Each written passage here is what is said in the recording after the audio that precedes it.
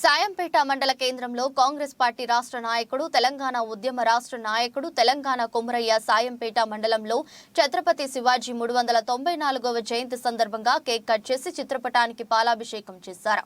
శివాజీ ఆశయాలను ప్రజలలో ముందుకు తీసుకుపోయి కొనసాగించాలని కోరారు.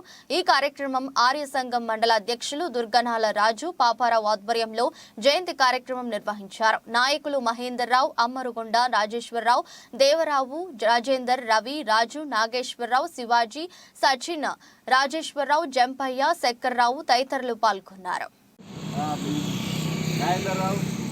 దేవరావు, శంకర్, రవి, రాజేశ్వరరావు, నాగేశ్వరరావు,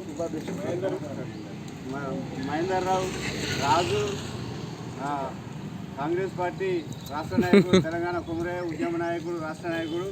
ఈ సందర్భంగా ఘనంగా ఈ జయంతి సందర్భంగా పాల్గొంటూ ఈ కార్యక్రమానికి వచ్చిన వారికి అందరికీ ధన్యవాదాలు తెలుపుతున్నాం. ఎందుకంటే ఛత్రపతి శివాజీ బ్రిటిష్ వాళ్ళ మీద స్వతంత్ర పోరాటం చేసిన మన దేశానికి ఆయన ఒక పెద్ద పోరాట యోధుడు. అంటే నిజాయితీగా పోరాటం చేసిన వ్యక్తి శివాజీ.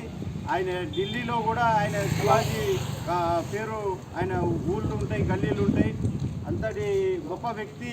మనం ఆయన ఆశయాలు మనం ప్రజలలో నెరవేర్చాలి, సాధించాలి.